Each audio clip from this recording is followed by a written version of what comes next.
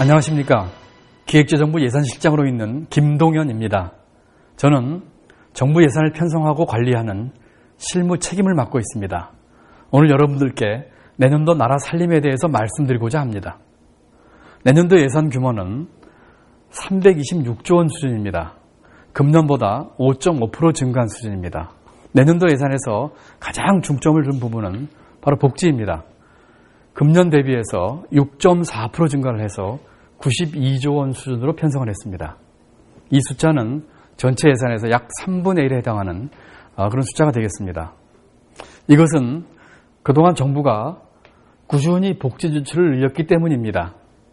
내년도 복지 지출은 전체 예산에서 28.2%를 차지하는 역대 최고 수준입니다. 꼭 필요한 사람에게 꼭 필요한 복지 혜택을 줄 수 있도록 맞춤형 복지를 편성했습니다. 태어나서 돌아가실 때까지 전 생애 과정을 걸쳐서 꼼꼼하게 복지 혜택을 할 수 있도록 챙겼습니다. 특히 우리의 미래를 결정하는 보육과 교육에 중점을 두었습니다.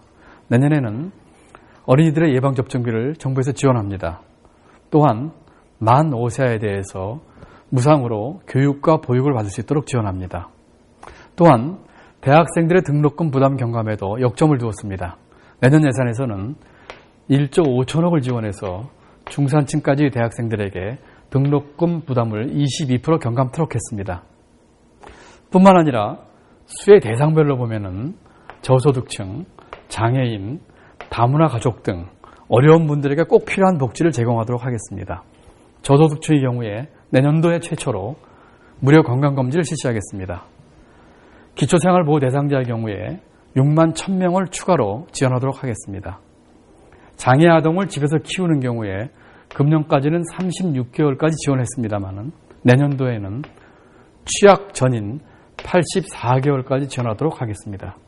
이것은 금년도 예산 편성을 하면서 처음으로 시도한 국민과의 간담회에서 건의된 내용을 반영한 사업입니다. 그 내용을 건의했던 주부의 말씀을 직접 들어보시도록 하겠습니다. 30개월 장애아동을 키우고 있는 주부 박혜란입니다. 장애아동을 키우는 건 많이 힘들고 난간에 부딪히는 일들이 많습니다. 어린이집에 맡기기도 힘들고 해서 36개월까지밖에 양육수당도 나오지 않는다고 해서 많이 걱정이 됐는데 기획재정부 예산실에서 주최하는 고객 간담회를 통해서 모든 장애아동들이 36개월이 아닌 취약 전까지 양육수당을 받을 수 있도록 건의를 했습니다. 그 건의가 받아들여져서 내년부터는 취약 전까지 양육수당이 지급된다고 하는데 너무 감사하고 좋습니다. 내년도 예산에서 저희가 복지와 함께 가장 역점을 둔 부분은 바로 일자리입니다. 일자리는 복지와 성장을 잇는 핵심 연결고리입니다. 일자리가 늘어나면 경제가 활성화되고 경제가 성장을 하게 됩니다. 경제가 성장을 하면 복지 재원이 확충이 되고 복지 재원이 확충되면 국민의 삶이 한층 윤택하게 됩니다. 이런 측면에서 일자리야말로 최고의 복지인 것입니다.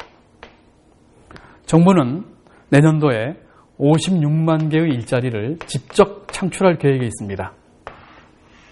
원래 일자리는 기업과 시장을 통해서 좋은 일자리가 만들어지는 것이 중요합니다. 정부는 민간 부문에서 좋은 일자리가 만들어질 수 있도록 내년도에는 도로와 철도와 같은 SOC, R&D, 그리고 서비스 산업에 대한 지원을 늘리도록 하겠습니다.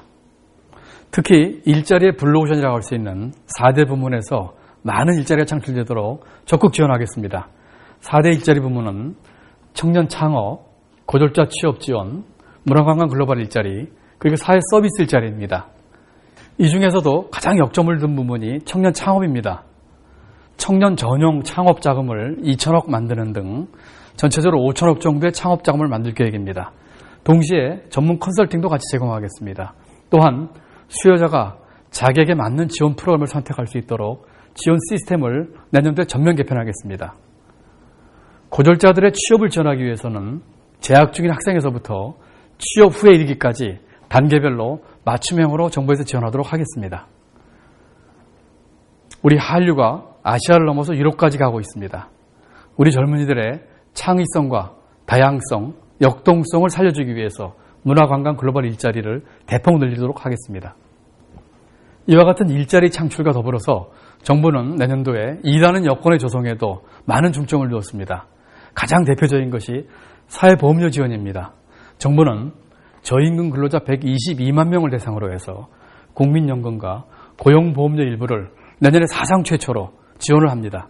이와 같은 지원은 일하는 동기를 부여함과 동시에 일하는 사람에게 혜택이 가도록 하는 일하는 복지를 동시에 구현하기 위해서입니다. 마지막으로 재정 건전성에 대해서 말씀드리겠습니다. 내년도 예산 편성에 대해서 여러 가지 논란이 있습니다. 일부에서는 돈을 풀어서 경기를 살리고 복지 지출도 늘리자고 합니다. 또 다른 한편에서는 재정 건전성의 확보가 중요하다고 합니다. 2008년 경제위기 때는 정부가 재정 지출을 대폭 늘려서 경제위기를 빠르게 극복할 수 있었습니다. 그렇지만 지금은 그때와는 상황이 다릅니다. 재정 지출을 대폭 늘리기보다는 정부가 할 일을 확실하게 하면서 재정 건전성을 확보하는 것이 급선무입니다. 정부는 내년도 예산을 편성하면서 경제 활력을 회복하고 2013년에 균형 재정을 달성할 수 있도록 편성했습니다. 그 결과 국가 채무 비율이 계속 오르기만 했는데 2013년에는 31.3%로서 2008년 경제위기 전 수준을 회복하도록 하겠습니다. 나라 곳간을 채우는 것이야말로 미래에 올 수도 있는 위기에 대처하는 가장 적극적인 방법이 될 것입니다. 정부는 내년도 예산을 편성하고 집행하는 과정에서 국민 여러분들께서 내주신 세금이 단 한 푼도 헛되이 쓰여지지 않도록 최선의 노력을 다하겠습니다. 이와 같은 노력이 국민 여러분들에게는 희망이 되고 우리나라 경제를 한층 더 튼튼하게 하는 밑거름이 되기를 기대합니다. 감사합니다.